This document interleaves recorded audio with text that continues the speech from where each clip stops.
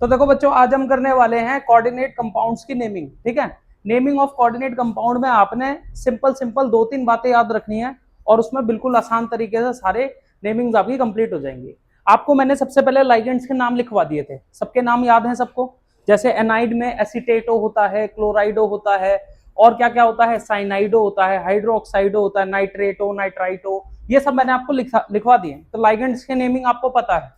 तो मैं आपसे बात करता हूं, देखो आज हम पढ़ने वाले हैं IUPAC naming of coordinate compounds, coordinate compounds की आयुपैक नेमिंग। इसके कुछ सर्टेन रूल्स हैं जो हमें फॉलो करने होंगे। मैं 2 एग्जांपल्स लेता हूं। पहला एग्जांपल लेता हूं कि मान लीजिए आपका काउंटर आयन यहां है, काउंटर आयन ये रहा, और फिर कॉम्प्लेक्स आयन शुरू होता है, यहां पर आपका मेटल एटम हो जाता है, फिर यहां पर आपका लाइगेंड हो जाता है, फिर उसके बाद लाइगेंड का कोऑर्डिनेशन नंबर जो भी है, और फिर ये कॉम्प्लेक्स आयन खत्म हो जाता है। ठीक है, अगर हमें कुछ ऐसे कोऑर्डिनेट कंपाउंड की नेमिंग करनी है तो सबसे पहले हमने नेमिंग में क्या ध्यान रखना है, पहले हम निकालेंगे बच्चों ऑक्सीडेशन नंबर। क्या निकालेंगे? Oxidation number. किसका निकलता है ऑक्सीडेशन नंबर बच्चों? मेटल एटम का। मेटल एटम का ऑक्सीडेशन नंबर निकाल लेंगे। फिर दूसरा हमारे लिए जो इंपॉर्टेंट है वो है कोऑर्डिनेशन नंबर। क्या निकालना है? कोऑर्डिनेशन नंबर, की उसका कोऑर्डिनेशन नंबर क्या है। अब हमें करना क्या है, देखो सबसे पहले काउंटर आयन है, तो नेमिंग में सबसे पहले किसका नाम आएगा?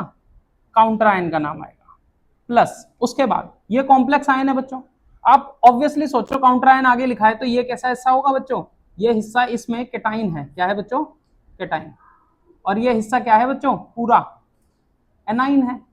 ये हिस्सा एनाइन है। जब ये हिस्सा एनाइन होता है तो यहाँ पर जो मेटल का नाम होता है, मेटल का नाम, उस मेटल के नाम के पीछे हम ATE लगाते हैं, 8 लगाते हैं। क्या लगाते हैं? 8। जैसे फॉर एग्जांपल अगर कोई भी यहाँ पर मेटल है, जैसे फॉर एग्जांपल मैंने ले लिया प्लेटिनियम, और ये एनाइन कॉम्प्लेक्स का हिस्सा है, तो मैं इसको प्लेटिनियम नहीं बोलकर इसको क्या बोलूंगा? प्लेटिनेट। क्या बोलूंगा बच्चों? प्लेटिनेट। ये बात क्लियर है? अब जैसे 2-4 एग्जांपल करेंगे, याद आ जाएगा। अब देखो इस कॉम्प्लेक्स आयन का नाम लिखना है, तो इसमें एक मेटल भी होगा, एक लाइगेंड भी होगा बच्चों। मेटल भी होगा, लाइगेंड भी होगा। तो समझो पहले लाइगेंड का नाम लिखना होगा, फिर क्या लिखना होगा? मेटल का नाम। लाइगेंड का नाम कैसे लिखेंगे? जैसे यहां पर लाइगेंड कितने हैं? 4। तो देखो एक लाइगेंड अगर प्रेजेंट है, 1 लाइगेंड, तो आपके लिए उसके आगे कोई भी प्रीफिक्स नहीं लगाना है। नो प्रीफिक्स, नो प्रीफिक्स, कोई दिक्कत नहीं। ठीक है, लेकिन अगर मान लीजिए 2 लाइगेंड प्रेजेंट है, 2 लाइगेंड्स आर प्रेजेंट, तो आपको उसके आगे क्या लगाना पड़ेगा? डाई। क्या लगाना पड़ेगा? डाई। अगर मान लीजिए आपके आगे 3 लाइगेंड प्रेजेंट है, ठीक है, 3 लाइगेंड है, तो आपको लगाना पड़ेगा tri, and then so on, tetra लगाना पड़ेगा, पेंटा लगाना पड़ेगा, देन हेक्सा लगाना पड़ेगा। तो ऐसे करके आपको क्या करना पड़ेगा बच्चों? आगे उनके प्रीफिक्स लगाना पड़ेगा, जो जो उनके लाइगेंड्स के नंबर है। जैसे फॉर एग्जांपल यहाँ पर कितने लाइगेंड है? 4। तो मैं क्या लिख दूंगा यहाँ पर? जल्दी बोलो। टेट्रा। क्लियर है? तो मैं बोलूंगा प्रीफिक्स, फिर किसका नाम आ जाएगा बच्चों? लाइगेंड का नाम आ जाएगा। फिर आ गया लाइगेंड का नाम, फिर लाइगेंड के बाद हम लिखेंगे किसका नाम? मेटल का नाम। और मेटल के नाम में हम क्या ऐड कर देंगे बच्चों? 8। क्यों 8 करेंगे? क्योंकि ये कॉम्प्लेक्स कैसा था? एनाइन था। जब भी आप मेटल का नाम लिखोगे उसके बाद ब्रैकेट में आप उसका ऑक्सीडेशन क्या लिख दोगे? नंबर, जो हमने पहले ही निकाल लिया था। क्या ये बात समझ में आ गई? तो अगर मेरे पास ऐसा कोई कंपाउंड है तो मैं उसको कुछ इस तरीके से लिखूंगा। ठीक है, एक एग्जाम्पल के थ्रू समझते हैं, जल्दी समझ में आएगा। सबसे क्लासिकल एग्जाम्पल जो हम प्रैक्टिस करते हुए आ रहे हैं उसी को ले लेते हैं। जैसे मान लो ये वाला है, सबसे पहले इसका ऑक्सीडेशन नंबर निकालो। x मान लो, ये 4 हो जाएगा, ये -6 इक्वल टू 0 हो जाएगा। x will be equal to कितना आ जाएगा बच्चों? +2। अब आप बताओ, ये काउंटर आयन है, इस काउंटर आयन का नाम बोलो, क्या होता है? पोटेशियम। काउंटर आयन का नाम लिख दिया पोटेशियम, पहला letter capital, potassium. Very good. Complex है, कॉम्प्लेक्स में बच्चों लाइगेंड का नाम पहले या मेटल का नाम पहले? जल्दी बोलो। लाइगेंड का नाम पहले। कितने लाइगेंड है? जल्दी बोलो। हेक्सा। कौन सा लाइगेंड है? साइनाइडो, साइनाइडो। फिर ये जो है आयरन, आयरन का नाम आयरनेट नहीं लिखते, आयरन का नाम फेरेट लिखते हैं। कुछ सर्टेन नाम चेंज है तो इसको बोलते हैं फेरेट। ऑक्सीडेशन नंबर कितना है? 2। खत्म हो गया, कंप्लीट नाम। अब मैं इसमें आपको एक और चीज समझाना चाहता हूं कि जो भी मेटल आप लेते हैं वो सभी के नाम चेंज नहीं होते।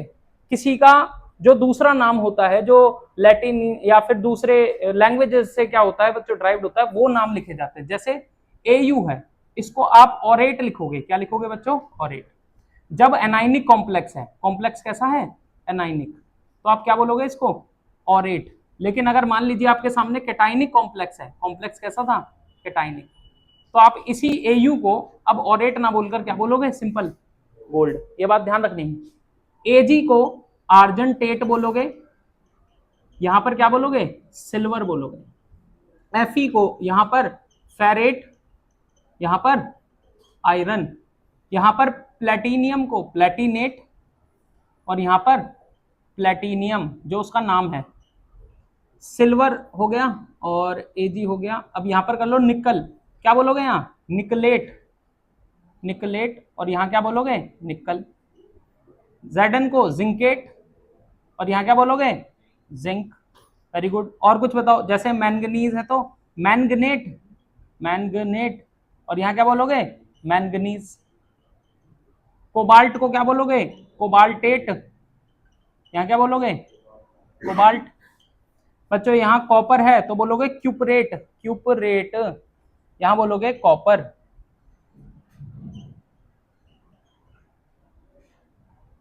बताइए। सीआर क्रोमियम है तो क्रोमेट, और यहां बोलोगे क्रोमियम। और आपके पास पीडी है तो इसको बोलेंगे प्लेडेट, और यहां बोलेंगे पैलेडियम। ठीक है, और कोई हो तो और भी बता दूंगा, फिलहाल इतने लिखो पहले। समझ में आ गया सबको? ठीक है, एक तरीके की वो आ गई आपको नेमिंग। देखो, अगर बच्चों मैं आपसे कहता हूं कि आपके पास किसी इसी तरह का कॉम्प्लेक्स आ जाए कि जिसमें ऐसे लिखा हो बच्चों मेटल, यहां लाइगेंड हो, मान लो मैं लाइगेंड 6 ले लेता हूं, और यहां आपका काउंटर आयन हो, तो आपको साफ साफ पता चल रहा है बच्चों ये क्या है? कैटाइन हिस्सा है, कैटाइनिक कॉम्प्लेक्स है, और ये हिस्सा इसका कैसा कॉम्प्लेक्स का? एनाइन है।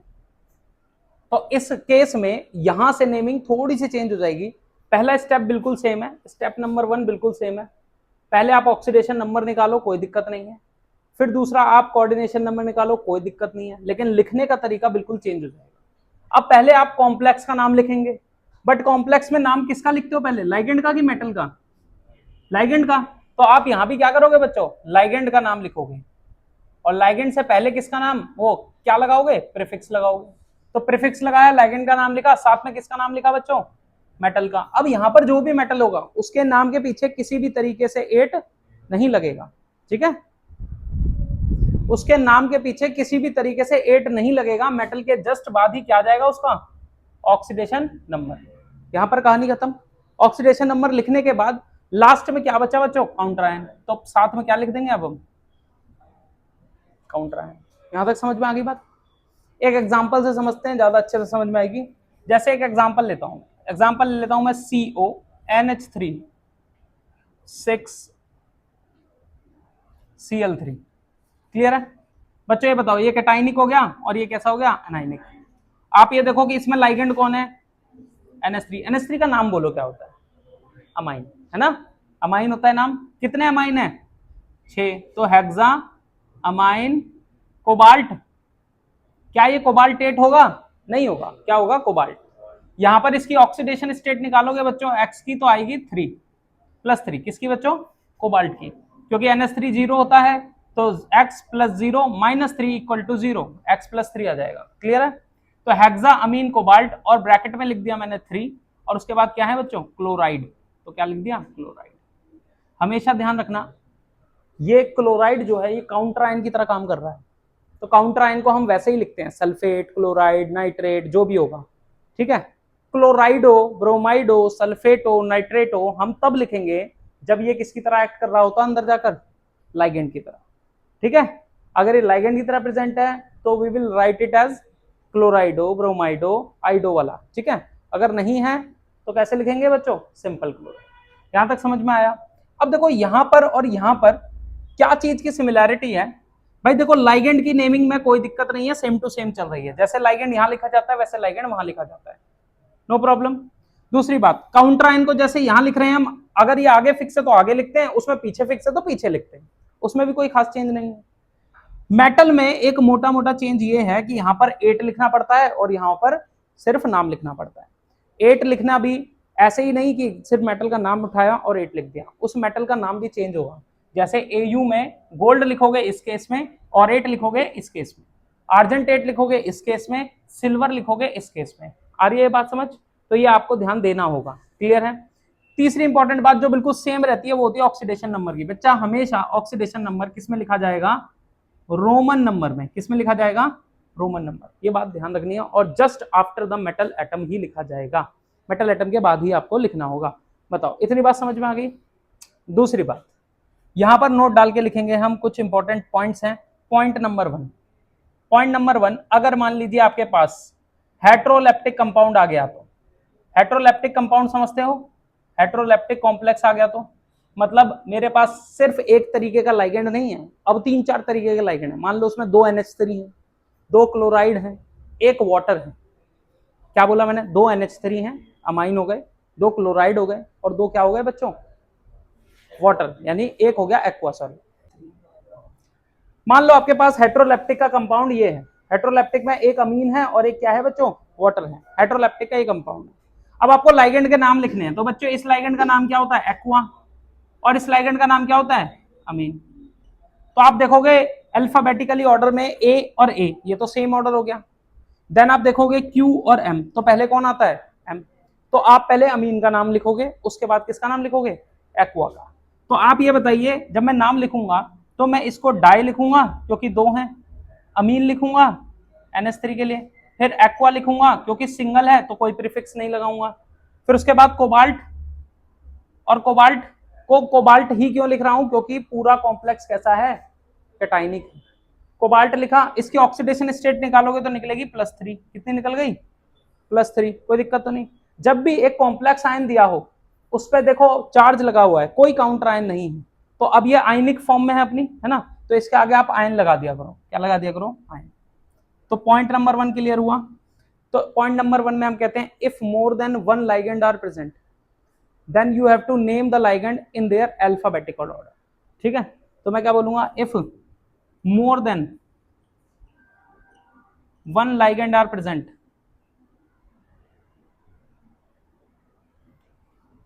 देन फॉलो, क्या फॉलो करूंगा बच्चों में? Alphabetical order. ठीक है। पॉइंट नंबर 2, पॉइंट नंबर 2 कहता है कि अगर मान लीजिए आपके पास कोई ऐसा लाइगेंड है जिसके खुद के नाम में di, tri, tetra, hexa already आ रहे हैं, जो प्रीफिक्सेस आप लाइगेंड से पहले लगाते हैं वो प्रीफिक्सेस आपके पहले ही लाइगेंड के नाम में आ रहे हैं, तो उस केस में आप उस लाइगेंड के आगे ये वाले वर्ड नहीं लगा सकते, ये वाले प्रीफिक्स नहीं लगा सकते। क्लियर है? एक एग्जांपल से समझते हैं। मैं एग्जांपल यहां बना देता हूं थोड़ा, देखो। जैसे मान लो आपके पास कुछ इस तरीके से है, मैं कहता हूं आपके पास है निकल En4 और +2। मान लीजिए आपके पास ये कॉम्प्लेक्स है, इस कॉम्प्लेक्स में En को बच्चों क्या नाम देते हैं हम? लाइगेंड का नाम क्या होता है इसका? जल्दी बोलो। En का इथेन 1,2 डाई अमीन। इसके अंदर ऑलरेडी क्या है? डाई है, और ये कितनी बार है बच्चों? 4 बार। तो मैं इसके आगे टेट्रा वर्ड यूज नहीं कर सकता, मतलब मैं इसके प्रीफिक्स में टेट्रा यूज नहीं कर सकता। इस केस में हम क्या करते हैं, अगर कोई एक बार है, सिंगल बार है, तो नो प्रीफिक्स, ये तो सेम है। लेकिन अगर मान लीजिए कोई 2 बार है तो उसके लिए हम बिस यूज करेंगे। क्या यूज करेंगे अब? बिस। अगर ये En 2 बार होता तो इसके आगे क्या लगता? बिस। ये 3 बार है अगर, तो हम बोलेंगे ट्रिस। क्या बोलेंगे? ट्रिस। और अगर ये 4 बार है तो इसको बोलेंगे टेट्रा किस। और अगर ये 5 बार है बच्चों, 5, तो इसको बोलेंगे पेंटा किस। बताइए, समझ में आ गया? अभी कितनी बार है बच्चों? 4 बार। तो मैं इसे क्या लिखूंगा? जल्दी बोलो। टेट्रा किस इथेन 1,2 डाई अमीन। ये क्या है बच्चों? निकल की निकलेट। जल्दी बोलो। निकल है। क्यों है निकल बच्चों? क्योंकि ये कॉम्प्लेक्स आयन कैसा है, पॉजिटिव। इसका ऑक्सीडेशन स्टेट निकालोगे तो +2 आएगा, मैंने रोमन में लिख दिया। फिर उसके बाद क्या बच्चों, ये आयन है तो इसके आगे आयन। पॉइंट नंबर 2 क्लियर हो गया। तो मैं बोलूंगा if a ligand contains di tri penta prefix already, तो आपको उसके लिए क्या करना पड़ेगा, उसके लिए आपको बिस, ट्रिस, टेट्राकिस और पेंटाकिस जैसे प्रीफिक्सेस का यूज करना पड़ेगा।